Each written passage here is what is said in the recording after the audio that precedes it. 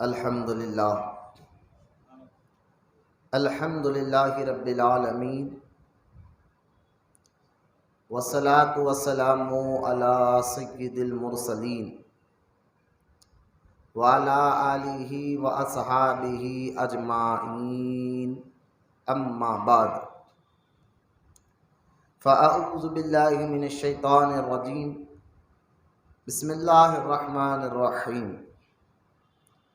محمد رسول اللہ والذین معہ اشداء علی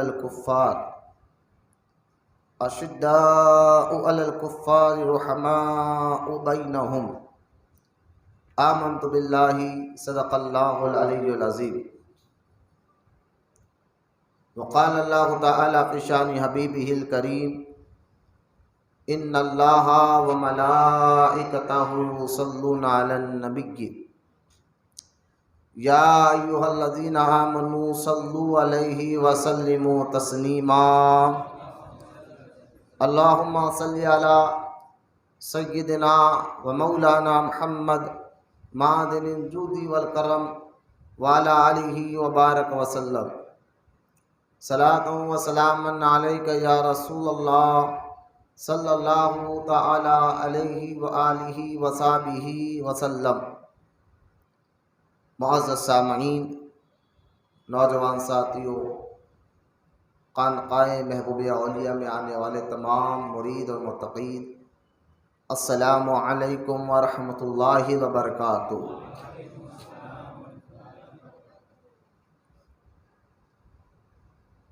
آج 28 ذی الحجہ ہے۔ یہ وہ دن چل رہے ہیں کہ امیر المومنین حضرت سیدنا عمر بن خطاب رضی اللہ تعالیٰ عنہ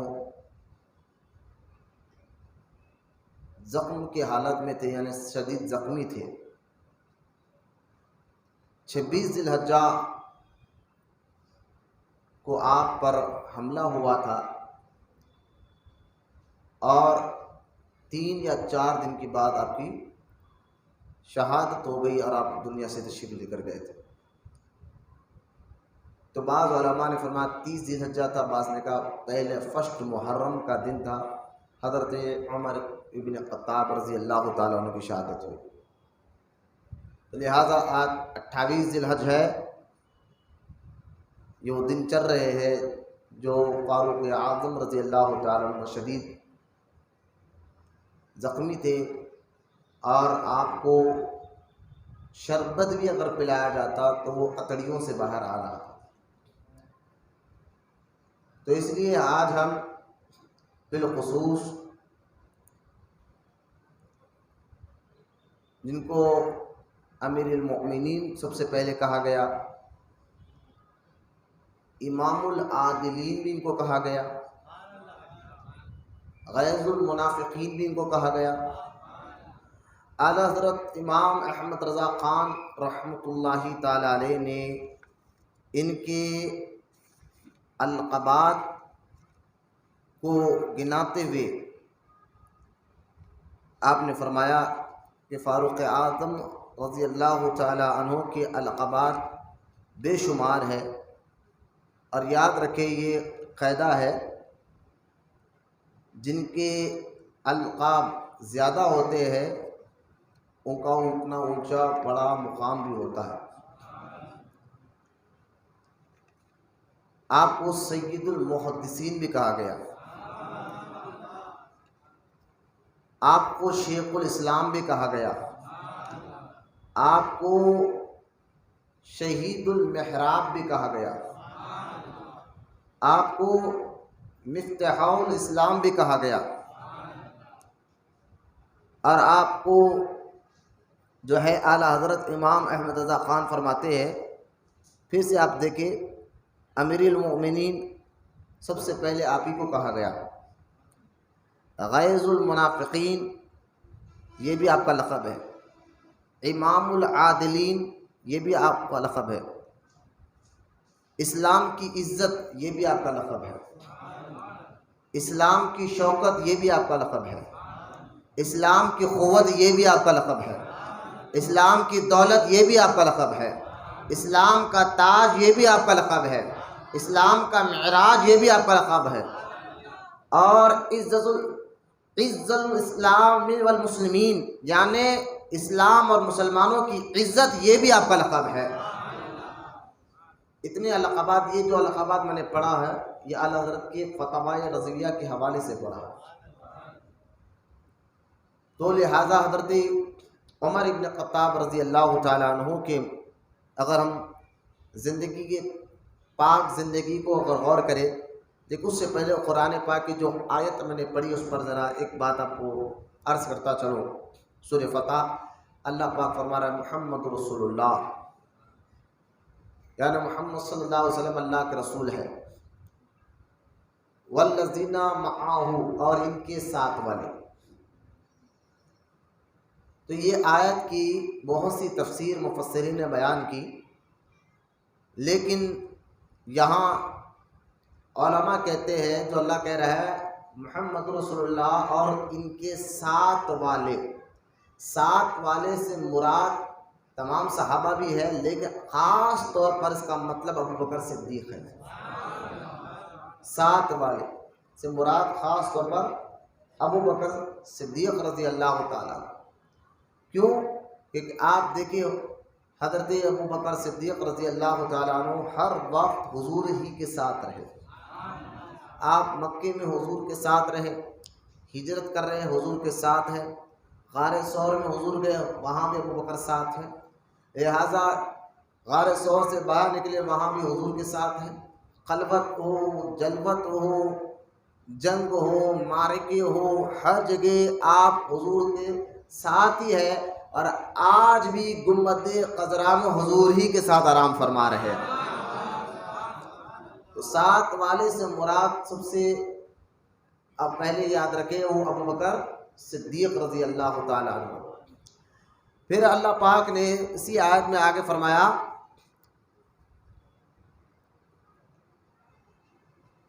اشداء علی الکفار، کہ ساتھ والے میں ان میں سے وہ ہے جو کافروں پر شدت کرنے والے، مشرکوں اور منافقوں پر، کافروں پر شدت کرنے والے۔ اشداء علی الکفار، اس سے مراد حضرت عمر ابن خطاب ہے۔ والذین معہ سے مراد ابو بکر صدیق ہے۔ اشداء علی الکفار سے مراد جو ہے حضرت عمر ابن خطاب ہے رضی اللہ تعالیٰ عنہ۔ اور فرمایا آگے رحماء بینہم، اور مسلمانوں پر نرم دل ہے، مسلمانوں پر نرم دل ہے۔ اس سے مراد عثمان غنی رضی اللہ تعالیٰ عنہ۔ پھر آگے فرمایا گیا تراہم رکعا سجدا، اور ان میں سے وہ جو رکوع اور سجدے کی حالت میں بھی رہتے ہیں، اس سے مراد مولائے کائنات سید السادات علی مرتضیٰ رضی اللہ تعالیٰ عنہ۔ لہذا تمام صحابہ جنتی ہے، یہ اہل سنت و جماعت کا یہی عقیدہ ہے اور قرآن کا یہی فیصلہ ہے۔ اس پر گزشتہ اتوار یوم عثمان غنی رضی اللہ تعالیٰ عنہ پر ہم نے بہت دیر تک بات کی ہے، اور خاص طور پر یہ جو درجات ہے صحابہ کے، صحابہ میں سب سے افضل صحابہ چاروں خلفاء ہیں، پھر ان کے بعد عشرہ مبشرہ ہے۔ عشرہ مبشرہ سے مراد، عشرہ کہتے ہیں 10 کو، وہ 10 صحابہ جن کو حضور نے زندگی میں کہا تھا کہ تم جنتی ہو۔ بولتے رہیے سبحان اللہ۔ یہ عقیدے بتا رہا ہوں جو آپ کو سمجھنا اور سیکھنا ضروری ہے۔ تمام صحابہ میں سب سے افضل خلفاء راشدین ہے۔ خلفاء راشدین کے بعد مقام آتا ہے عشرہ مبشرہ کا۔ عشرہ کہتے 10 کو، وہ 10 صحابہ جن کو سرکار نے ظاہری زندگی میں فرما دیا تھا کہ یہ جنتی ہے۔ ان 10 صحابہ میں چاروں خلفاء بھی ہے، عبد الرحمن بن عوف بھی ہے، ابو عبیدہ ابن جرار بھی ہے، سعد بن ابی وقاص بھی ہے، حضرت ابو طلحہ بھی ہے۔ تو لہٰذا یہ 10 صحابہ جن کو سرکار نے جن کو شرح مبشرہ کا جنتی کا، ان کے بعد بدر میں رہنے والے صحابہ افضل ہیں۔ صحابہ میں یہ درجات جو ہے نا، یہ ہم نے نہیں بنائی، اللہ اور اس کے رسول نے بتائی۔ یہ بات یاد رکھ لیں آپ کہ عشرہ مبشرہ کے بعد نمبر آتا ہے جنگ بدر میں رہنے والے، اور 313 صحابہ جو حضور کے ساتھ سب سے پہلی جنگ جو ہے دشمنوں کے خلاف لڑی تھی۔ اس کے بعد احد والوں کا مقام آتا ہے، اور اس کے بعد جو ہے ان کا بھی درجہ جو مکہ فتح ہونے سے پہلے اسلام قبول کیا، پھر ان کے بعد مکہ فتح ہونے کے بعد انہوں نے اسلام قبول کیا۔ تو لہٰذا یہ سارے صحابہ جنتی ہیں، لیکن تمام صحابہ میں جن کو شیخین کہا جاتا ہے وہ تمام صحابہ میں سب سے افضل ہے، جن کو شیخین کہا جاتا ہے۔ اور ملا جیون رحمۃ اللہ تعالیٰ علیہ فرماتے ہیں کہ سنی وہ ہے جو تمام صحابہ میں شیخین کو افضل جانے اور خطنین سے محبت کرے۔ شیخین سے مراد حضرت ابو بکر صدیق اور حضرت عمر ابن خطاب رضی اللہ تعالیٰ عنہ، اور یہ دونوں صحابہ حضور کے سسر بھی ہیں، حضرت ابو بکر حضرت عمر رضی اللہ تعالیٰ عنہ۔ حضرت ابو بکر صدیق رضی اللہ تعالیٰ عنہ کی مقدس بیٹی اماں عائشہ صدیقہ رضی اللہ تعالیٰ عنہ، یہ بیوی ہے ہمارے آقا کریم علیہ الصلوۃ والسلام کی۔ حضرت عمر ابن خطاب رضی اللہ تعالیٰ عنہ کی مقدس بیوی حضرت سیدہ حفصہ رضی اللہ تعالیٰ عنہ، یہ بیوی ہے ہمارے آقا کریم علیہ الصلوۃ والسلام کی۔ تو شیخین کا مقام تمام صحابہ میں افضل ہے۔ اور یاد رکھے یہ جو عقیدہ میں آپ کو بیان کر رہا ہوں کہ تمام صحابہ میں شیخین افضل، کیونکہ مولا کائنات علی مرتضیٰ رضی اللہ تعالیٰ عنہ کے دور میں ہی ایسے فرقے شروع ہو چکے تھے جو ابو بکر صدیق رضی اللہ تعالیٰ عنہ کو اور حضرت عمر ابن خطاب رضی اللہ تعالیٰ عنہ کی شان میں گستاخیاں کرتے تھے، گالیاں دیتے تھے۔ یہ حضرت علی ہی کے دور میں شروع ہو چکے تھے۔ اسی لیے حضرت علی رضی اللہ تعالیٰ عنہ کا یہ فتویٰ جو جامع ترمذی نے، امام ترمذی نے نقل فرمایا، امام ترمذی کہتے ہیں اللہ خود مولا کائنات علی مرتضیٰ رضی اللہ تعالیٰ عنہ فرماتے ہیں کہ جو مجھے ابو بکر اور عمر سے افضل مانے میں اس کو 80 کوڑلے ماروں گا۔ یہ حضرت مولا کائنات کا فتویٰ تھا، آپ کا یہ فیصلہ تھا جو امام ترمذی نے ترمذی شریف میں اس کو نقل فرمایا۔ کیونکہ حضرت مولا علی رضی اللہ تعالیٰ عنہ کا مقام مرتبہ حضور بیان کرتے ہوئے فرماتے اے علی تمہاری مثال عیسیٰ علیہ السلام کی طرح، کچھ تو تم سے اتنی محبت کریں گے، یا دیکھو بچے کون ہیں، کوئی جاؤ بچوں کو بھیجاؤ، ایک جن اٹھو بس، کس کے بچے ہوں کو پکڑ کے رکھو ان کے اماؤں کو۔ تو لہٰذا حضرت علی رضی اللہ تعالیٰ عنہ کی ہی دور مبارکہ میں یہ فتنے شروع ہو چکے تھے، کیونکہ سرکار نے فرمایا کہ علی تمہاری مثال عیسیٰ علیہ السلام کی طرح کہ کچھ تم کو اتنی محبت کریں گے کہ تمہیں خدا بنا دیں گے، اور کچھ تم سے اتنا چڑھیں گے معاذ اللہ تم کو گالیاں دیں گے۔ تو شیعوں میں ایک فرقہ ہے جو حضرت علی کو خدا بھی کہتا ہے، اور بعض ایسے ہیں جو حضرت ابو بکر اور عمر سے بھی زیادہ افضل، یہاں تک کہ مولا علی کی محبت کا تو دعویٰ کرتے ہیں اور گالیاں دیتے معاذ اللہ ابو بکر صدیق اور حضرت عمر۔ تو لہٰذا یہ سنی نہیں ہو سکتا جو اس طرح کا عقیدہ رکھے کہ ابو بکر اور عمر سے افضل علی ہے، اگر ایسا سوچ بولنے والا سنی نہیں ہو سکتا۔ اور یہ عقیدے کی بات ہے، کوئی اختلافات کی بات نہیں ہے، وہ تو اسلام سے جو اس کا ایمان بھی جانے کا خوف ہے۔ تو شیخین تمام صحابہ میں افضل ہے، یہی عقیدہ 1400 سال سے صحابہ کا ہے، تابعین کا ہے، تابع تابعین کا ہے، تمام مسلمانوں کا ہے۔ آپ دیکھیں آج سے 1300 سال پہلے امام اعظم ابو حنیفہ رضی اللہ تعالیٰ عنہ سے بھی جب پوچھا گیا کہ حضرت بتائے سنی کون ہے، تو آپ نے بھی کہا تھا سنی وہ ہے جو تمام صحابہ میں شیخین کو افضل جانے اور خطنین سے محبت کرے۔ امام اعظم ابو حنیفہ رضی اللہ تعالیٰ عنہ کا بھی فتویٰ۔ تو آج لوگ بریلی شریف کی طرف تانا دے کے کہتے ہیں بریلی والوں نے اس طرح کی باتیں نکال دی ہے، ایسا نہیں ہے۔ اعلیٰ حضرت امام احمد رضا خان رضی اللہ تعالیٰ عنہ نے وہی باتیں بتائی جو پچھلوں نے بتائی تھی، اور قرآن میں اللہ فرماتا ہے ان کے راستے پر چلو جن پر اللہ نے انعام رکھا ہے۔ تو پچھلوں کا راستہ ہی انعام یافتہ راستہ ہے، تو لہٰذا وہ راستے پر اعلیٰ حضرت نے ہمیں بتایا ہے اور اسی راستے پہ ہم چل رہے ہیں۔ اللہ اسی راستے پر ہمیں موت عطا فرمائے۔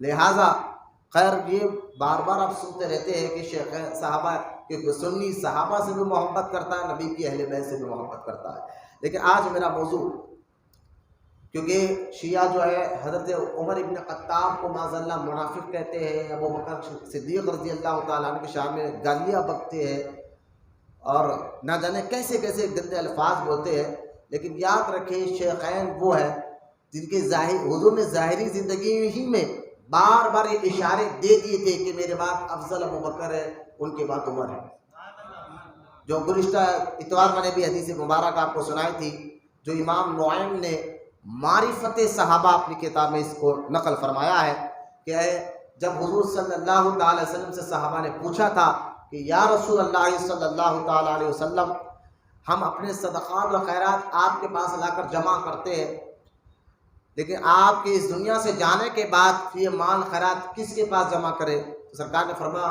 ابو بکر کے پاس۔ پھر صحابہ نے پوچھا حضور ابو بکر کے بعد؟ فرمایا عمر کے پاس۔ پھر فرمایا حضور عمر کے بعد؟ فرمایا عثمان کے بعد۔ فرمایا حضور اگر عثمان کے بعد؟ سرکار ایک ٹھنڈی سی آہ نکالی، فرمایا اگر میرے عثمان کو اس امت نے شہید کر دیا تو فتنے پھر قیامت تک نہیں ہو گئی۔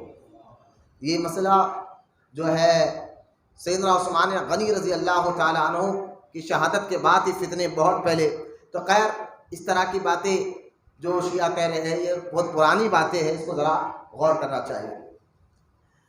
حضرت عمر ابن خطاب رضی اللہ تعالیٰ عنہ کہ اگر زندگی کو ہم دیکھیں تو اس کے تین پہلو بنتے ہیں۔ حضرت عمر ابن خطاب کی زندگی کے تین پہلو بنتے ہیں۔ ایک وہ جب آپ اسلام قبول نہیں کرے تھے، پھر دوسرا وہ جب آپ اسلام قبول کرے اور حضور کے ساتھ رہے، تیسرا وہ جب آپ خلیفہ بنے، امیر المومنین بنے۔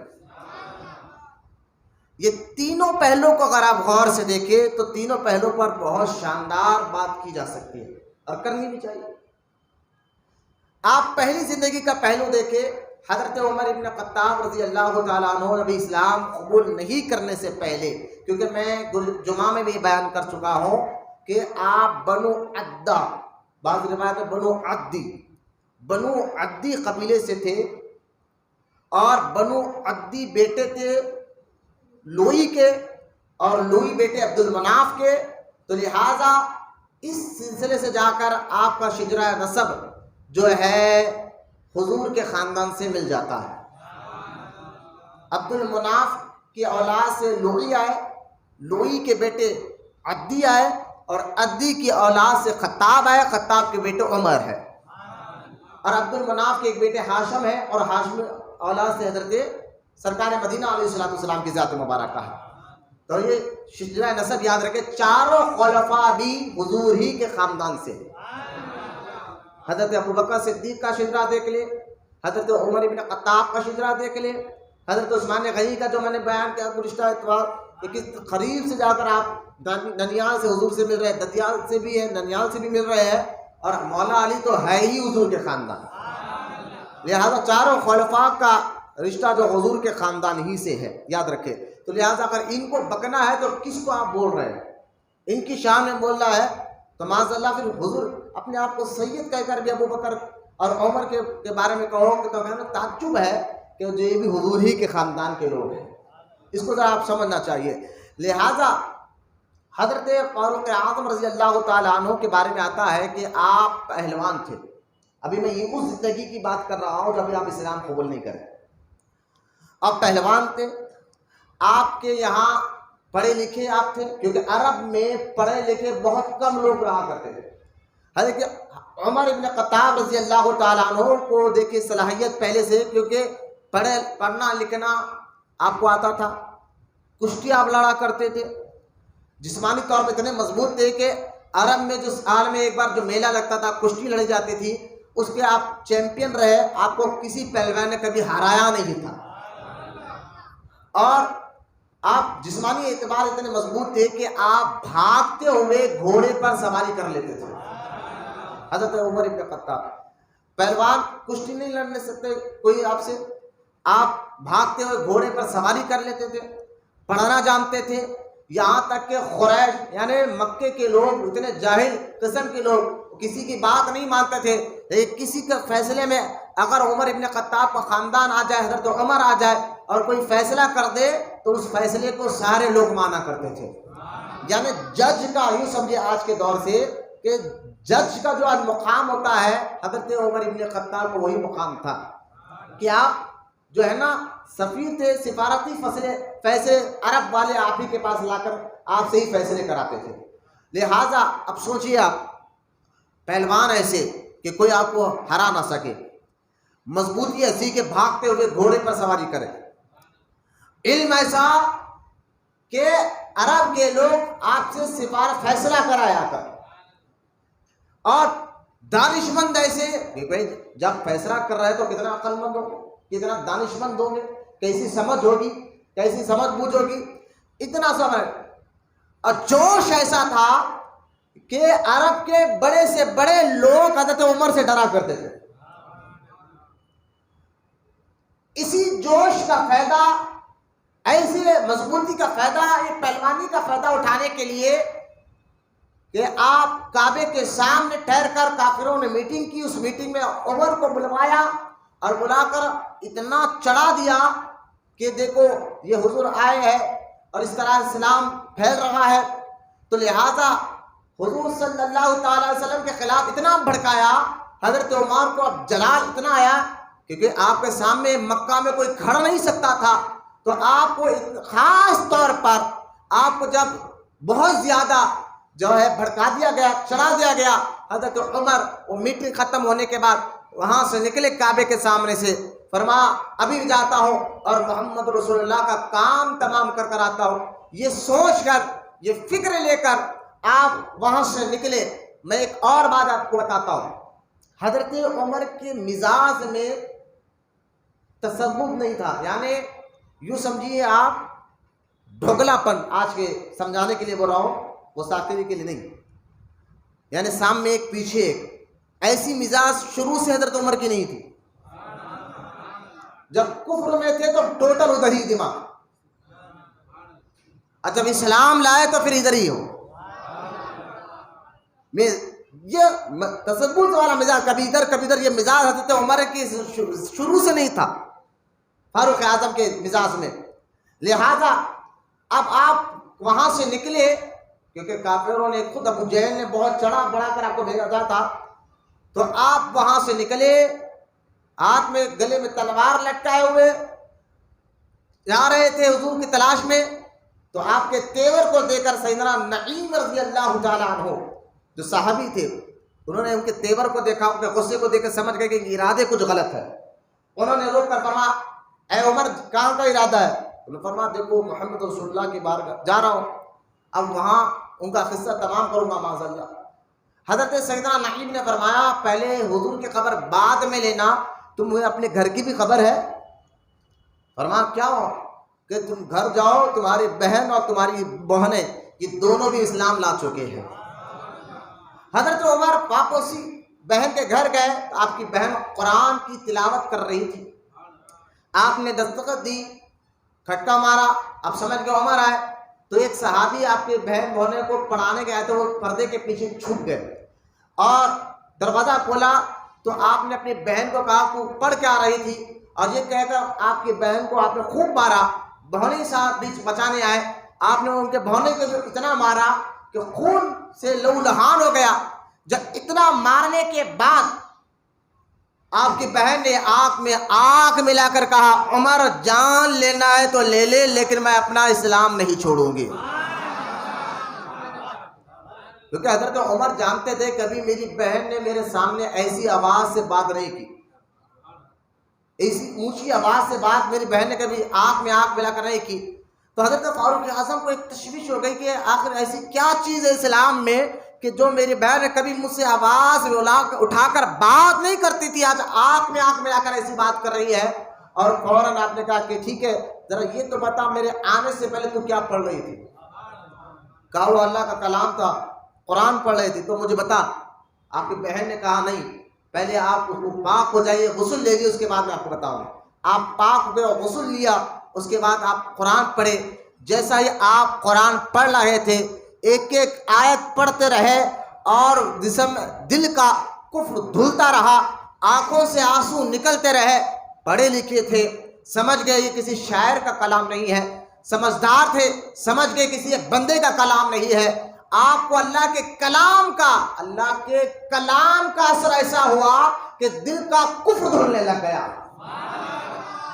حاج ہمارا حال تو یہ ہے کہ ہم اللہ کا کلام نکالتے نہیں، نکالیں گے تو موتیٰ میں نکالیں گے، جنازوں میں نکالیں گے. ہمارا حال تو یہ ہے کہ ہم جنازوں میں کلام پڑھنا جانتے ہیں معاذ اللہ. اور جو ہے کسی دکان کی اوپننگ ہے، گھر کی اوپننگ ہے، وہاں قرآن خوانی ہو رہی ہے. کبھی آپ اللہ کا کلام میں اتنا اثر ہے کہ فاروق اعظم کا کفر دھلنے لگ گیا. تو تمہاری بیماریاں، تمہارا باطن صاف ہو جائے، اس میں کیا ہے؟ کیا مشکل کی بات ہے؟ تمہارے اندر کی گندگی صاف ہو جائے. کبھی اس نظریے سے اللہ کے کلام کو پڑھو تو صحیح، پھر دیکھو اس اللہ کے کلام کا اثر کیسے ہوتا ہے. دل و دماغ میں، مزاج میں، دل میں اللہ کے کلام کا اثر کیسا ہوتا ہے. غور کرے. حضرت فاروق اعظم کہتے ہیں اپنی بہن کو کہ مجھے ابھی اسی وقت سرکار کے پاس لے کر چلو. اتنا کہنا تھا. جو دونوں میاں بیوی کو پڑھانے جو صحابی آئے تھے، پردے کے پیچھے چھپے ہوئے تھے، انہوں نے پردہ ہٹایا. ارے یارو اس کو موئی کے بھانجے کو سمجھاؤ، کوئی نہیں، ہوش میں بیٹھ جاؤ، یہ چھوٹے پٹوں کو آنے نہ کو دیو، دروازے کے پاس بیٹھو اور ادھر نظر رکھو، توجہ کرو، ٹھیک ہے؟ بچوں کو آنے نہ کو دیو، چھوٹے کو سیدھا ایک درود پاک پڑھا. آپ لوگ سامنے نظر رکھے، اندر میرے لال اندر آؤ، دروازے کے نہیں آؤ. موقع ملا تو پیچھے نہ جاؤ. یہ دین باتیں سیکھنا بھی ضروری ہے. لہذا حضرت عمر ابن خطاب رضی اللہ تعالیٰ عنہ جیسا یہ کہتے کہ اپنے سرکار کے پاس لے کے چلو، وہ صحابی جو پردے کے پیچھے چھپے ہوئے تھے گھر میں، وہ پردہ ہٹا کر کہتے عمر مبارک ہو، ابھی رات میں سرکار نے دعا کی تھی کہ اے اللہ عمر کے ذریعے اسلام کو عزت عطا فرما، عمر کے ذریعے اسلام کو عزت عطا فرما. ابھی رات ختم بھی نہیں ہوئی ہے، اب تمہارے دل میں ایمان کی محبت آ گئی ہے. اس لیے حضرت عمر کے بارے میں آتا ہے کہ حضرت فاروق اعظم مرید نہیں بلکہ مراد ہے. حضور نے مانگا ہے اللہ سے، کہہ کر اللہ عمر کے ذریعے اسلام کو عزت عطا فرما. لہذا لوگ کہتے ہیں ذریعہ کیا ہے، وسیلہ کیا ہے. میں نے کہا دیکھو سرکار خود دعا کر رہے ہیں کہ اللہ عمر کے ذریعے وسیلے سے اسلام کو عزت عطا فرما. اسلام کو عزت دینے والا اللہ، اسلام کو ترقی دینے والا اللہ، اسلام کو پھیلانے والا اللہ، سب کچھ کرنے والا اللہ ہی ہے. لیکن ذریعہ عمر کو بنا دے تو کوئی حرام اور شرک نہیں ہے. اسی طرح کام کرانے والا اللہ، یعنی لوگوں کی مدد کرنے والا اللہ ہے، لوگوں کی مشکلوں کو حل کرنے والا اللہ ہے، لوگوں کو شفا دینے والا اللہ ہے. ذریعہ اور غوث و خواجہ کو بنا دے تو یہ بھی شرک اور حرام نہیں ہو سکتا. یہ تاریخ کی ساری کتابوں میں، بخاری میں بھی حدیث ہے، مسلم میں بھی حدیث ہے، تاریخ الخلفاء میں امام جلال الدین سیوطی نے لکھا ہے سرکار نے یہ دعا فرمایا اللہ عمر کے ذریعے سے اسلام کو عزت عطا فرما. تو وسیلہ ذریعہ تم غور کرے. آپ یہاں میں بتانا یہ چاہتا ہوں کہ ذریعہ اور وسیلہ یہ ایسی باتیں ہیں جو اسلام میں کبھی اس میں حرام تھا ہی نہیں. جو آج لوگوں کا ذہن خراب کیا جا رہا ہے، یہاں یہ ذریعہ حرام ہو گیا، وہ ذریعہ حرام ہو گیا، یہ شرک ہو گیا، یہ بدعت ہو گیا. لہٰذا میں ان کو کہتا ہوں جو بچے جو ایسے لوگوں کے یوٹیوب اور ویڈیو دیکھتے ہیں، جو وہابیوں کے بدعقیداؤں کے وہ لوگ بے شمار گستاخیاں کر رہے ہیں، میں کہتا ہوں آپ لوگ ان لوگ کے ویڈیو مت دیکھو. کیوں؟ کیونکہ صحیح مسلم میں حدیث ہے، امام مسلم نے اس حدیث کو باب الفتن میں روایت فرمایا. اللہ کے رسول علیہ السلام نے فرمایا جب ایسے لوگ ظاہر ہو جائے جو عجیب باتیں تم آپ کو بتائے، تو سرکار نے فرمایا نہ تم ان کے قریب جاؤ نہ ان کو اپنے قریب آنے دو. یہ آپ لوگ کا علاج ہے. عام آدمی وہابیوں کی ویڈیو نہ دیکھے، بدعقیداؤں کی ویڈیو عام جو ہے جس کو علم نہیں ہے وہ اس کے ذہن میں وسوسے آ سکتے، بھٹک سکتا ہو۔ اس حدیث پر عمل کرتے ہوئے سرکار نے فرمایا نہ تم ان کے قریب جاؤ نہ ان کو اپنے قریب آنے دو، ہاں یہ علماء کا کام ہے کہ اس پر نظر رکھ کر وہ جواب دیں کہ یہ ذرا ذہن میں رکھے ایمان بہت بڑی دولت ہے، اور ایمان کو کمزور کرنے والی چیز کا نام وسوسہ ہے، اور کہیں وسوسہ آ گیا کسی چیز کو لے کر گئے آپ کو کیا، کہیں پر بھی وسوسہ آ گیا، کیونکہ وسوسے ڈالنے والا شیطان بھی ہوتا ہے، وسوسے ڈالنے والا انسان بھی ہوتا ہے۔ من الجنۃ والناس، اللہ فرماتا ہے ایسے وسوسوں سے اللہ کی پناہ مانگو جو انسانوں میں بھی ہے اور جنات میں بھی ہے۔ تو ذرا میری بات کو غور کرے کہ ایسے بدعقیداؤں کے کوئی سنی عام جو عالم نہیں ہے وہ ایسے لوگ کا بیان نہیں سنے گا انشاءاللہ۔ ہاں تو لہٰذا حضرت فاروق اعظم رضی اللہ تعالیٰ عنہ کو اب دیکھیں یہ زندگی شروع ہو رہی ہے اب اسلام لانے کے بعد۔ ابھی تک تو اسلام لانے سے پہلے آپ کی عمر 27 سال تھی، کتنے سال؟ اور آپ جب حضور صلی اللہ تعالی وسلم نے اعلان نبوت کر 6 سال ہو گیا تھا، یعنی حضور کی مبارک عمر جو ہے 46 سال تھی، اس وقت فاروق اعظم اسلام قبول کر رہے ہیں 27 سال کی عمر میں۔ حضرت عمر اپنی بہن کے گھر سے حضور کی بارگاہ میں آئے، ذرا غور سے سنا، یہ باتیں میں نے جمعہ میں بتائے لیکن ذرا رک کر کچھ اور بھی آپ کو سمجھانا چاہتا ہوں۔ آئے تو دور سے صحابہ نے دیکھا عمر آ رہے ہیں، کیونکہ میں نے بتایا حضرت عمر کا جلال کیسا تھا، رواب کیسا تھا، دبدبہ کیسا تھا، سارے مکے میں جو ہے نا سب ان کے خلاف کوئی جا نہیں سکتا تھا۔ عمر آ رہے ہیں، صحابہ پریشان ہو گئے کیونکہ آپ سے پہلے 40 مسلمان ہو چکے تھے، 39۔ وہ صحابہ پریشان ہو گئے اور حضور کی بارگاہ میں جا کر یا رسول اللہ عمر آ رہے ہیں، عمر آ رہے ہیں۔ بھائی اگر کوئی پہلوان آ رہا ہے آپ کی طرف، آپ کو معلوم ہے کہ وہ آپ کا دشمن ہے، تو آپ تو ڈر جائیں گے نا، یہ تو فطری تقاضا ہے۔ صحابہ ڈر گئے، حضور کی بارگاہ میں جائے یا رسول اللہ عمر آ رہے ہیں، عمر آ رہے ہیں۔ حضرت امیر حمزہ حضور کے چاچا بازو کھڑے تھے، کہاں آنے دو عمر کو، بولے سبحان اللہ، آنے دو عمر کو، ارادہ ٹھیک ہے تو ٹھیک ہے ورنہ میں مقابلہ کروں گا۔ سرکار نے فرمایا امیر چاچا سے چاچا ٹھہر جائیے، عمر کا ارادہ کچھ اور ہے۔ اب جیسے دروازہ کھٹکھٹایا، سرکار نے خود دروازہ کھولا اور سرکار کی نگاہ عمر کی نگاہ آپس میں ایک دوسرے کی آنکھیں ملی۔ سرکار نے کالر پکڑ کر فرمایا عمر آپ اسلام لا لو، بولو نا سبحان اللہ۔ عمر ابھی کلمہ پڑھ لے، اتنا کہنا تھا۔ حضرت عمر ابن خطاب کہتے ہیں اشہد ان لا الہ الا اللہ واشہد ان محمدن عبدہ ورسولہ۔ صحابہ نے دیکھا عمر اسلام لا چکے ہیں تو صحابہ کی خوشی کی انتہا نہیں رہی، ان تمام نے نعرہ تکبیر کا نعرہ لگایا۔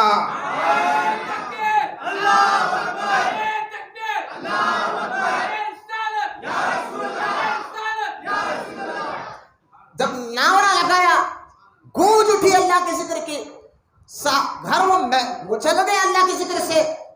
اسی وقت جبریل بھی آتے ہیں، آ کر کہتے ہیں یا رسول اللہ عمر کے اسلام پر لانے پر عرش کے فرشتے بھی خوشیاں منا رہے ہیں۔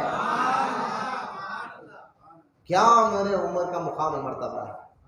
اب یہاں سے حضرت عمر کی زندگی کا دوسرا رخ شروع ہو رہا ہے، اب آپ مسلمان ہو گئے۔ میں نے کیا کہا، حضرت عمر کی زندگی میں جو ہے نا ایسا نہیں تھا کہ کبھی کچھ کبھی کچھ، یہ مزاج تھی نہیں حضرت عمر کی، جدھر کہے تو پھر ادھر کے رہے۔ اب اسلام لا لیے تو سرکار کی بارگاہ میں عرض کیا یا رسول اللہ ہمارا دین سچا ہے، سرکار نے فرمایا سچا ہے۔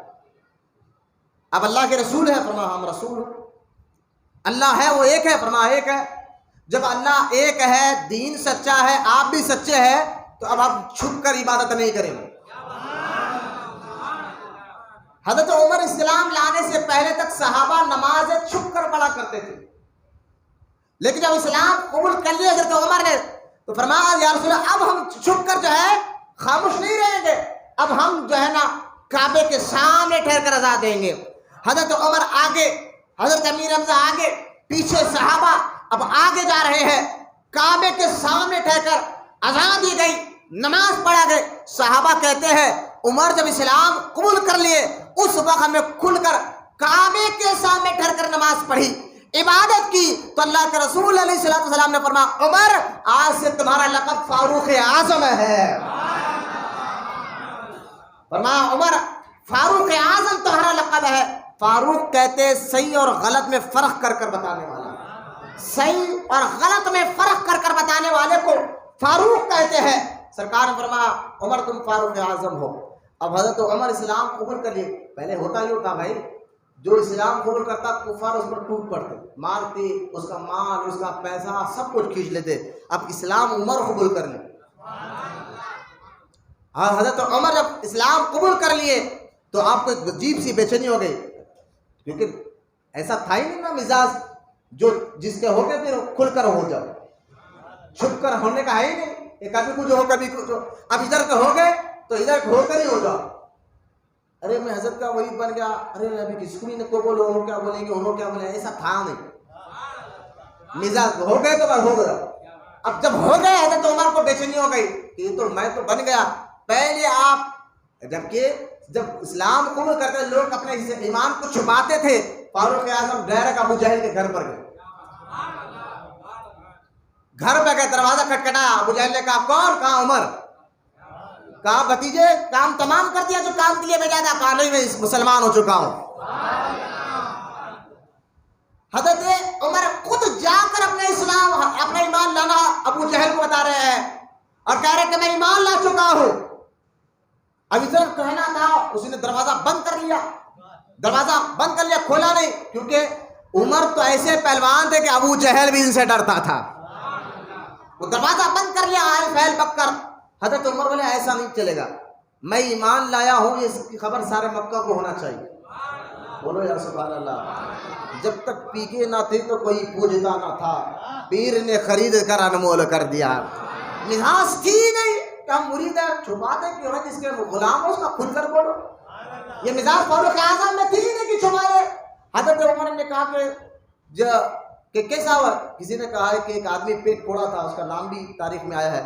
وہ پیٹ میں اس کی بات ٹکتی نہیں تھی. فرمایا اس کو کچھ پیسے بلایا حضرت عمر نے اور کہا کہ یہ پیسے رکھ, اور سارے مکہ میں ڈنڈورا پیٹ دے کہ عمر ایمان لا چکا. اب لہٰذا اب سارے مسلمانوں میں اس نے سارا مکے میں بات پھیر دی, عمر مسلمان ہو گئے. اب کیونکہ جو مسلمان ہوتا تھا اس پر ظلم ہوتا تھا, اس پر مارم توڑی ہوتی تھی, لیکن عمر کے سامنے کون ہے؟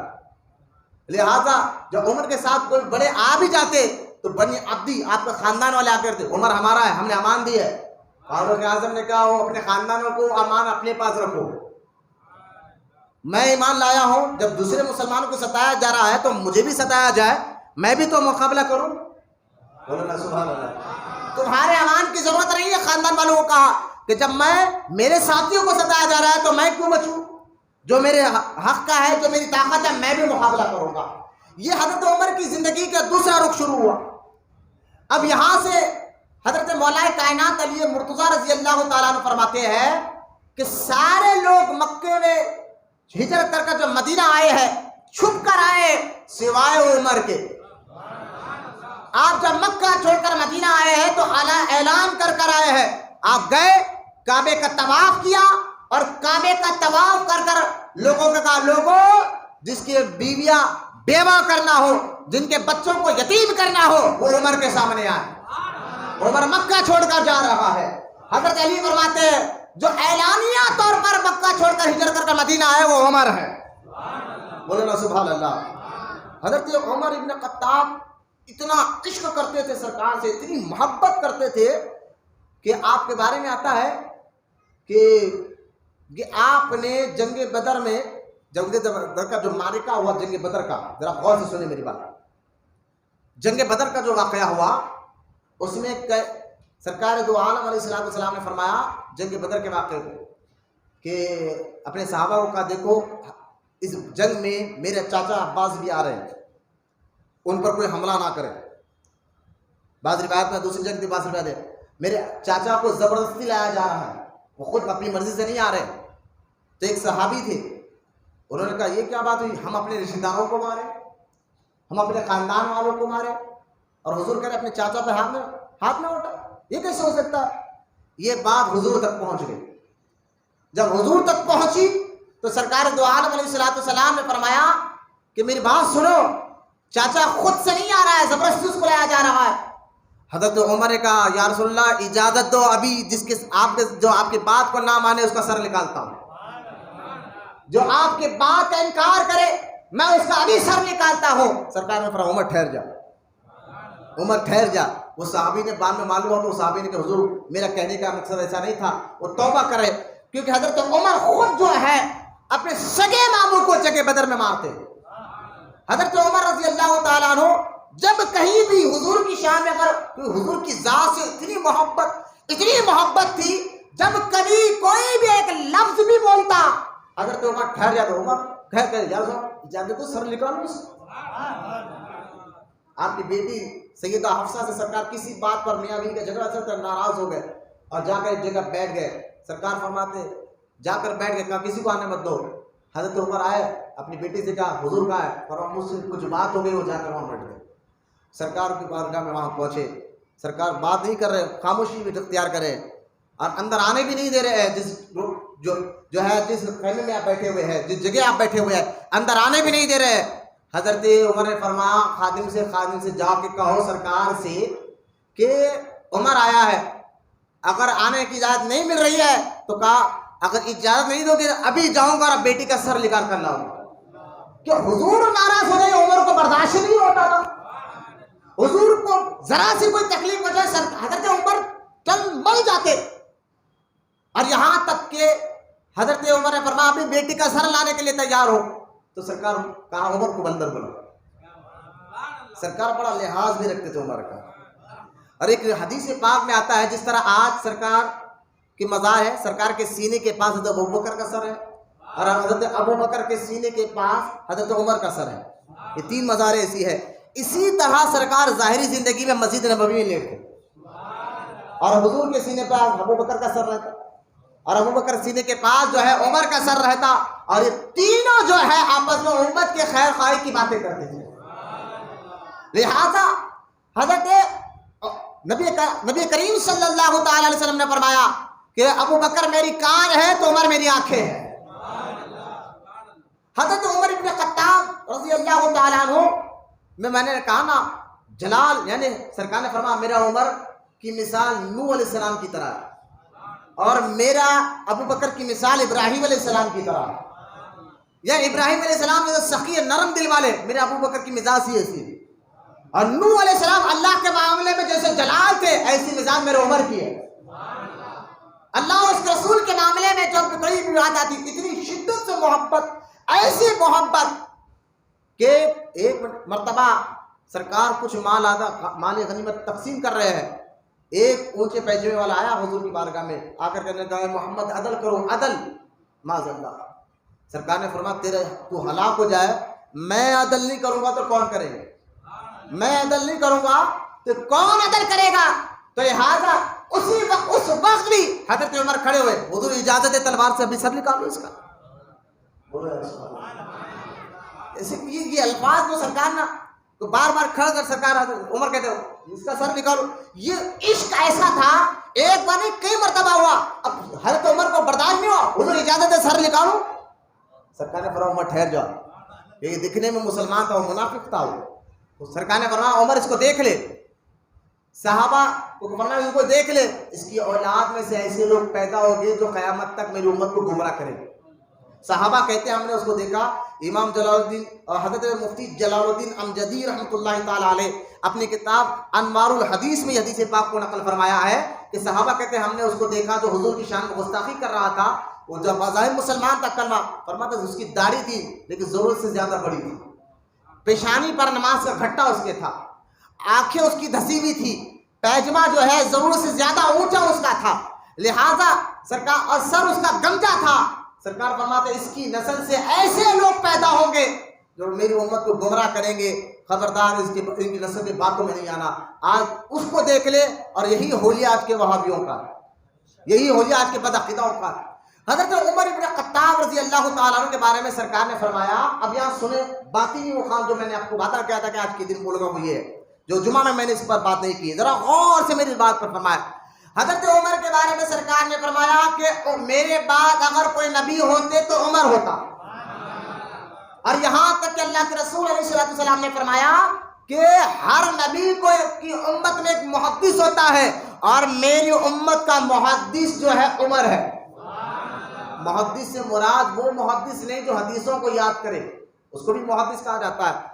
ملا علی قاری رحمۃ اللہ تعالی علیہ شرح مشکات میں اس حدیث کی شرح کرتے ہوئے ملا علی قاری فرماتے ہیں تو سرکار نے فرمایا کہ میری امت کا محدث عمر ہے۔ اس کا مطلب کیا ہے؟ تو سرکار اس حدیث کی شرح کرتے ہوئے ملا علی قاری فرماتے ہیں بات یہ ہے کہ عمر کی زبان پر فرشتے بولا کرتے ہیں، بلکہ آگے کر کے نہیں، عمر کی زبان پر حق بولا کرتا ہے۔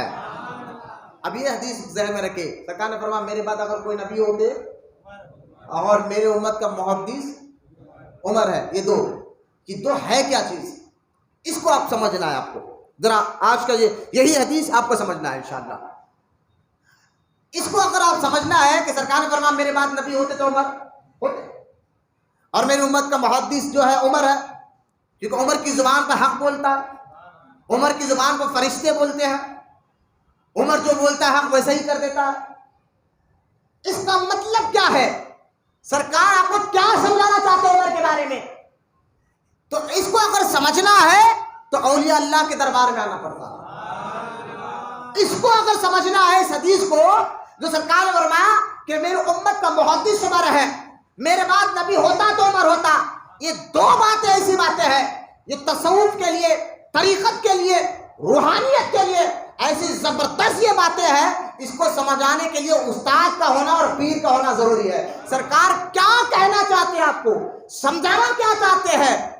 تو ہم بزرگان دین کہتے ہیں، بزرگوں میں حضرت شاہ ولی اللہ محدث دہلوی فرماتے ہیں، شاہ ولی اللہ محدث دہلوی رحمۃ اللہ تعالی علیہ کی کتاب ہے ازارۃ الخفا فی تاریخ الخلفاء، اور شاہ ولی اللہ محدث دہلوی فرماتے ہیں کہ جب میں یہ کتاب لکھ رہا تھا مجھے خواب آیا، امام حسن اور امام حسین دونوں آ کر مجھے کچھ جام پلایا، اور میں نے کہا جب انہوں نے جام پیا اور خواب مکمل ہوا، صبح اٹھا تو میں نے چاہا کہ وہ باتیں لکھوں جو صحابہ کی طریقت کا معاملہ ہے، جو صحابہ کی روحانیت کا معاملہ ہے، جو صحابہ کی جو ہے نا پاور کا معاملہ ہے، تو میں نے یہ کتاب لکھنا شروع کی۔ اب فرماتے ہیں، اب سننا، یہ دو حدیثیں ذہن میں رکھے۔ اس امت کا محدث، بولو یار، عبداللہ بن مسعود کہتے ہیں اگر اپنی محفل میں سے بوریت ہٹانا چاہتے تو عمر کا ذکر کرو۔ عبداللہ بن مسعود فرماتے ہیں کہ سنو، اگر مجھے پتا چل جائے اس گلی سے آنے والا کتا عمر کے گھر سے آ رہا تو میں اس سے بھی محبت کروں گا۔ عبداللہ ابن مسعود تو وہ صحابی ہے جو 6 نمبر پر مسلمان ہوئے، اور بدری صحابی ہے، ان کا عشق دیکھے حضرت عمر سے۔ لہٰذا یہ بات سمجھے کہ اپنی بوریت کو ختم کرے اور اس بات کو سمجھے۔ سرکار پر یہ بات سمجھنا ہے کہ میری امت کا محدث عمر ہے، میرے بعد نبی ہوتا تو عمر ہوتا، تو دو باتیں آپ کو سمجھنا۔ نبی کے پاس دو قوتیں، سمجھانے کے لیے کہہ رہا ہوں، ذرا غور سے، ایک قوت عقلی اور ایک ہے قوت عملی۔ عقل کی قوت اور عمل کی قوت، یہ نبی کی قوت میں بتا رہا ہوں، کیونکہ عقل اور عمل، احکام پر چلنا، عمل، علم اس کو ہی ملتا ہے جس کے پاس عقل ہو۔ علم بھائی، علم کیا ہے؟ جو آپ کر رہے ہیں اپنے ہاتھ سے، اپنے پیر سے، یہ علم ہے۔ اور یہ علم سمجھاتی کون ہے؟ عقل۔ سبحان اللہ۔ علم سمجھاتی کون ہے؟ عقل سمجھاتی ہے۔ تو لہذا علم کی ماں عقل ہے۔ علم کی ماں کیا ہے؟ اس لیے امام محمد غزالی فرماتے ہیں انسان اور جانور میں عقل کا فرق ہے۔ ورنہ فرق کیا ہے مجھے بتائیے؟ انسان بھی چلتا ہے، جانور بھی چلتا ہے، ہم بھی کھاتے ہیں، جانور بھی کھاتا ہے، ہم بھی سوتے ہیں، جانور بھی سوتا ہے۔ امام محمد غزالی فرماتے ہیں انسان اور جانور میں فرق ہی عقل کا ہے۔ اس کے بعد عقل نہیں ہے، انسان کے بعد عقل ہے، کیونکہ علم کی ماں عقل ہے۔ عقل جس بات کو قبول کرے وہی علم۔ تو لہٰذا اب مجھے بتائیے، علم کی ماں عقل۔ اب اشرف علی تھانوی جیسے بدبخت نے حفظ الایمان میں کتاب میں لکھ دیا، یہاں علم کی بات کر رہا ہوں، میں علم غیب کی نہیں، میں صرف علم کی بات کر رہا ہوں، عقل سے آتا ہے۔ علم کس سے آتا ہے؟ علم غیب کیسے آتا ہے وہ بتاتا ہوں میں آپ کو انشاءاللہ. میں علم کی بات کر رہا ہوں، اور علم عقل سے ہی آتا ہے، بغیر عقل کے علم نہیں آ سکتا. علم کی ماں عقل ہے. اور غور کرے، میں علم غیب کی بات نہیں کر رہا ہوں، صرف علم کی بات کر رہا ہوں. اور تھانوی لکھ گیا کہ حضور کے پاس تو ایسا علم معاذ اللہ، مثال دے کر کہتا ہے ایسا علم تو جانوروں کے پاس بھی ہے، کتوں کے پاس بھی ہے، گدھوں کے پاس بھی ہے. معاذ اللہ ثم معاذ اللہ. میں نے کہا جانور کے پاس عقل ہی کہاں پر، جانور کے پاس عقل ہی کہاں رہتی ہے، اور تم علم ثابت کر رہے ہو جانوروں کا. وہ بھی علم غیب ثابت کر رہا تھا معاذ اللہ. تو خیر اللہ ان تمام عقیدہ باویوں سے ہمارے ایمان اور عقیدے کی حفاظت فرمائے. تو عقل علم کی ماں ہے. آپ کہیں گے پھر مولانا علم میں اور علم غیب میں فرق کیا ہے؟ میں نے کہا دیکھو پہلے عقل کو سمجھو. عقل ہے تو علم آسان ہے نا، عقل ہے تو علم آسان ہے. پھر عام آدمی کے علم میں اور نبی کے علم میں فرق کیا ہے؟ کیونکہ عقل کی قوت نبی کی، علم کی قوت نبی کی، عمل کی قوت نبی کی. تو دونوں کے علم میں فرق کیا ہے؟ وہ فرق کیا بتا رہا ہوں.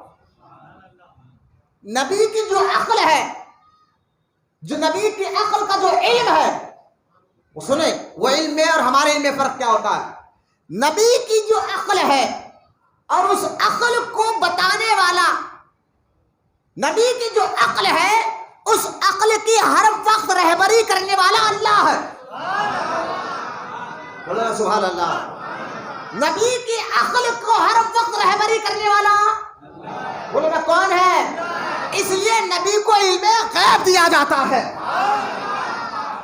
نبی جو بات اپنے علم سے بتا دے، اللہ فرماتا وہ اپنے سے نہیں، وہ مجھ سے بتاتا ہے. بولو نا سبحان اللہ. وہ اپنے سے نہیں، مجھ سے، میں کہتا ہوں تو بتاتا ہے. تو نبی سے اس لیے کوئی بھی غلطی ہوتی نہیں، کیونکہ نبی کی عقل جو ہوتا ہے، عقل والی جو قوت ہے، اس قوت کو اللہ لے کر چلتا ہے. اس قوت کو، اس عقلی قوت پر اللہ تعالیٰ اپنا فیضان ایسا اتارتا ہے کہ اس لیے نبی کا جو ہے نا مزاج، عقلی قوت جو ہے وہ رب سے ایسے جڑی ہوئی ہوتی ہے. اس لیے وہ غیب کی خبر بتا دے تو اس میں کوئی شک نہیں ہوتا، اس میں کوئی گڑبڑی نہیں ہوتی، اس میں کوئی ملاوٹ نہیں ہوتی. اس لیے نبی کی جو قوت عقل سے نبی جو بات تمہیں بتا رہا ہے، اس قوت عقل کے پیچھے رب کا فیض ہے، یعنی رب اس کی رہنمائی کر رہا ہے. ایک بات، اس لیے عام آدمی اپنے علم سے بات بتا دے، اپنی عقل سے بات بتا دے تو غلط بھی ہو سکتا ہے، صحیح بھی ہو سکتا ہے. غلط بھی ہو سکتا ہے، صحیح بھی ہو سکتا ہے. لیکن نبی جو اپنے قوت عقل سے بات بتا دے وہ غلط ہو ہی نہیں سکتا، وہ غلط ہو ہی نہیں سکتا. اس کو کہتے ہیں قوت عقل. اس کو آپ سمجھ گئے، قوت عقل. اب فاروق اعظم کے اوپر یہ حدیث سنو کہ سرکار فرماتے ہیں میری امت کا محدث عمر ہے. اے بولو سبحان اللہ. یعنی سرکار کی اس قوت عقلی کا نائب عمر ہے. ابھی نہیں سمجھیا؟ قوت عقلی، سرکار کی جو قوت ہے، عقلی قوت جس کی رہنمائی اللہ کر رہا ہے، تو اس کا فیضان تو حضرت عمر کو مل رہا ہے. یعنی سرکار فرماتے عمر کی زبان پر حق بولتا ہے. عمر جیسا سوچتے اللہ ویسا وہی اتار دیتا ہے. یہ کمال ملا کہاں سے؟ فرمان مصطفیٰ کے فیضان سے ملا ہے.